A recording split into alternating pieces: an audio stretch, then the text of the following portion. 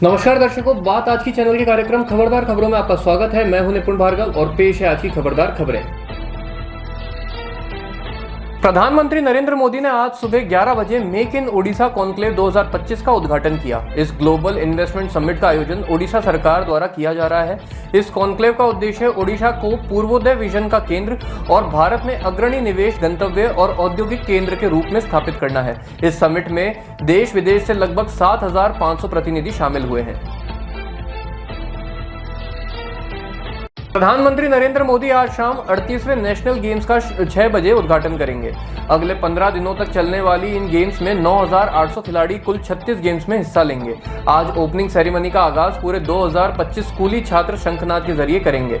खेल मंत्री रेखा आर्य ने आज सुबह राजभवन पहुंचकर राज्यपाल लेफ्टिनेंट जनरल गुरमीत सिंह को राष्ट्रीय खेलों के लिए औपचारिक रूप से निमंत्रण पत्र दिया है। वहीं राज्यपाल ने प्रदेश के खिलाड़ी और खेल मंत्रालय को इस आयोजन के लिए अग्रिम शुभकामनाएं दी हैं।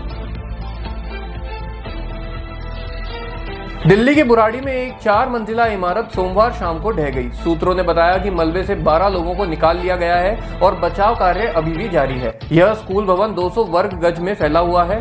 भाजपा ने आरोप लगाया कि भवन बनाने में घटिया सामग्री का इस्तेमाल किया गया है और भवन निर्माण के नियमों का पालन नहीं किया गया है। बताया जा रहा है कि भवन निर्माण का नक्शा भी गलत तरीके से पास किया गया था।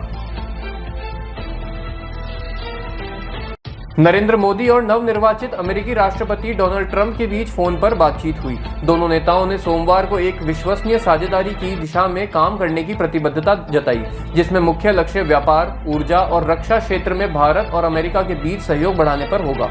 एक विज्ञप्ति के अनुसार मोदी और ट्रंप ने पश्चिम एशिया और यूक्रेन के हालात सहित वैश्विक मुद्दों पर विचार विमर्श किया है तथा वैश्विक शांति, समृद्धि और सुरक्षा को बढ़ावा देने के लिए मिलकर काम करने की प्रतिबद्धता दोहराई है।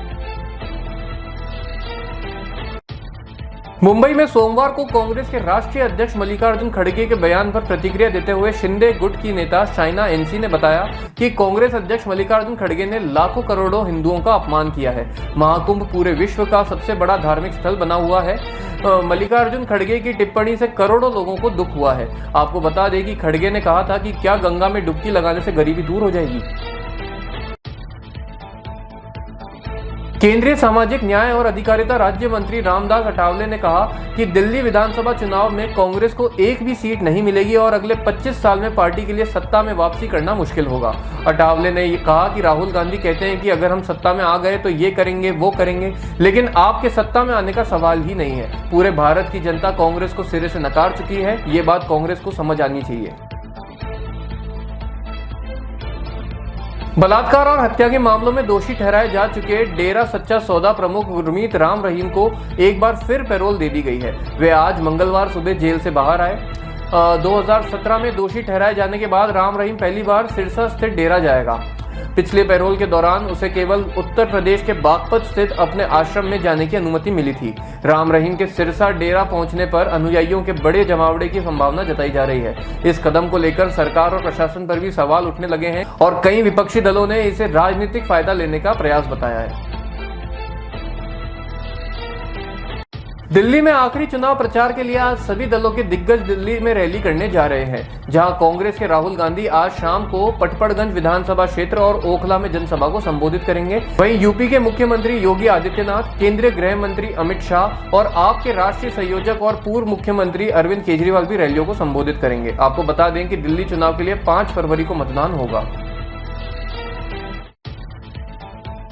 तमिलनाडु में एनआईए ने आतंकी मॉड्यूल के खिलाफ बड़ी कार्रवाई की है। टेरर मॉड्यूल को लेकर मिले अहम लीड के आधार पर एनआईए की टीमें आज सुबह से तमिलनाडु में 25 जगहों पर एक साथ रेड कर रही हैं। सूत्रों के मुताबिक राजधानी चेन्नई और माइलाडोथुरई जिले में सर्च ऑपरेशन चलाया जा रहा है। साल 2023 में कोयम्बटूर में हुए ब्लास्ट की जांच के कड़ी के तौर पर इन छापों को देखा जा रहा है। जानकारी के मुताबिक अरेबिक लैंग्वेज सेंटर का नाम प्रमुख तौर पर एनआईए की जांच में सामने आया है और इसी सेंटर से जुड़े लोगों के अलग अलग ठिकानों पर छापे की कार्रवाई की जा रही है। प्रयागराज में आयोजित महाकुंभ में आस्था की डुबकी लगाने वालों का आंकड़ा 15 करोड़ के पार पहुंच चुका है और मौनी अमावस्या के मौके पर 8 से 10 करोड़ लोगों के आगमन का अनुमान है। ऐसे में सुरक्षा के पुख्ता इंतजाम किए गए हैं और चप्पे चप्पे पर पुलिस निगरानी हो रही है। महाकुंभ में 40 करोड़ से ज्यादा श्रद्धालुओं के आने का अनुमान है। वहीं पिछले 17 दिनों में देश भर के कई दिग्गज नेता, अभिनेता, व्यापारी, कर्मचारी और सभी वर्ग के लोगों ने आस्था की डुबकी लगाई है। खबरदार खबरों में आज के लिए इतना ही। कल फिर होगी आपसे मुलाकात, तब तक के लिए आज्ञा दीजिए। नमस्कार।